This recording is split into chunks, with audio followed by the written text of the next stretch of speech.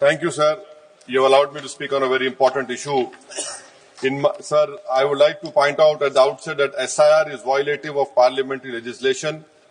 It violates the powers prescribed by Parliament. It's contrary to the judgment of the Supreme Court, a 3 judges judgment of Lal Babu Hussain, and it is a malified exercise of power to selectively disenfranchise on the basis of religion. Sir, Election Commission of India cannot be bigger than Supreme Court and Parliament of India, sir. Sir, may I point out to you, sir, the representation of the RP Act of 1950 and Registration Electoral Rules 1960 prescribe that inclusion in the electoral roll will be based on self-declaration of citizenship backed by 106 documents or entity prescribed in Form 6 of 1960 rules, including Aadhaar. Now, this is an act which was passed in Parliament, sir. Supreme Court, in its Lal Babu Hussain judgment, held that once an voter has been included in the electoral roll, there is a presumption that they are citizens and they cannot be removed except by an inquiry into the citizenship of the individual voter and giving them an opportunity of hearing after informing the basis on which doubt arose concerning citizenship. What is happening now is that the Election Commission is putting the burden of proof on the voter. It is completely in violation of the Representative People Act 1950, Electoral Rules of 1960 passed by this House and the Supreme Court judgment of Lal Babu Hussain, sir. SIR, sir, has turned this head on its head and puts onus on the voters, sir. Sir, voters who were part of the electoral roll in 2025, instead of being given the benefit of presumption, are required to submit documents to prove the citizenship. The 2003 electoral roll is arbitrarily fixed at the baseline for which revision is being conducted. Sir, ECI is not a body empowered to go into question of citizenship. A power lies with Ministry of Home Affairs, Government of India, and Foreigners Tribunal created under the Foreigners Act. Sir, may I point out to you that what ECI is doing is wrong.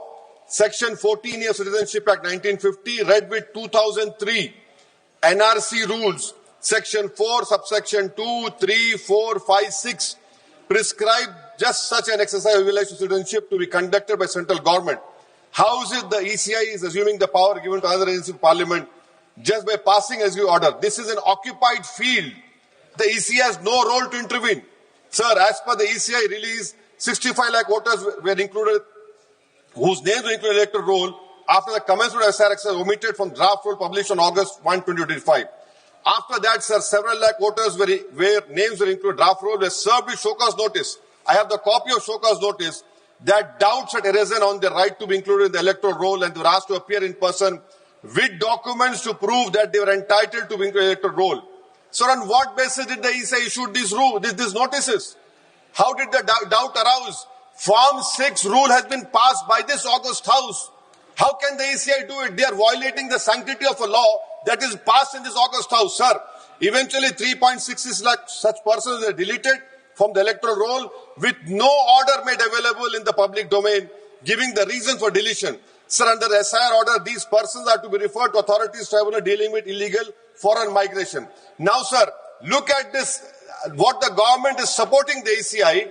When this 3.66 lakh such person deleted, the government immediately, which the draft is published on 30th August and finally 30th September, this government came out with the new Immigration and Foreigners Act 2025 and was notified, and an Immigration Foreigners Exemption Order 2025 cemetery is promulgated the same day. Under this order, sir, no action under Foreigners Act will be taken against illegal entry, presence for citizens of Nepal, Bhutan, Tibet and Sri Lanka, Tamils, in addition to persons other than Muslims belonging to Afghanistan, Pakistan, Bangladesh.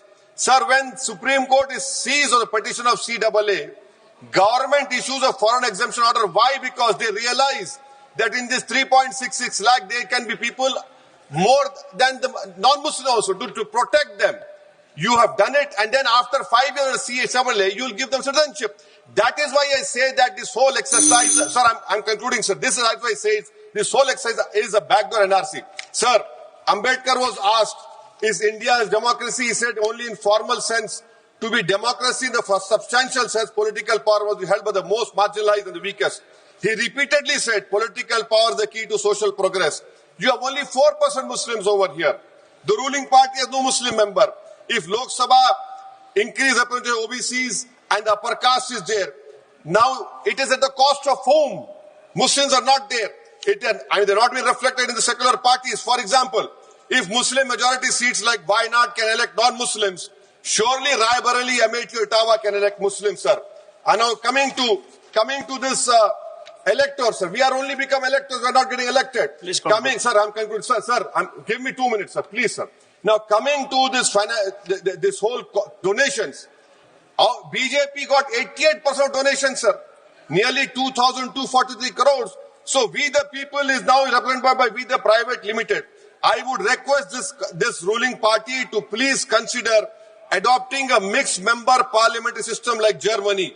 Each voter has 2 votes, one for their MP and one for a political party. A tally is done. First, all local winners get seats, and the rest of seats are filled with the overall number of seats. Each party matches roughly percentage. Secondly, sir, delimitation. Don't do delimitation like what you have done in Kashmir and in Assam. Because if BJP is delimitation another game, it has to win. Then the loser is going to other political parties. But the loser will be country's democracy. Sir, right to vote.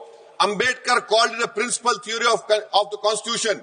I would demand, I have put a private bill last assembly, the age of contesting elections for MLA and Lok Sabha should be brought down to 20. Rajya Sabha 25, for Vidhan Sabha 22. Why? Because, sir, we have 52% of India's population at the age of 30. What are we giving to them? So that is what I propose. And lastly, Thank you. I'm including this. Lastly, sir. Sir, I'm just concluding, sir. Lastly, sir, we must build a consensus and make right to vote a fundamental right. I oppose the SIR. This is nothing but backdoor NRC. This is an exercise, a selective exercise to disenfranchise people in the name of religion. Thank you.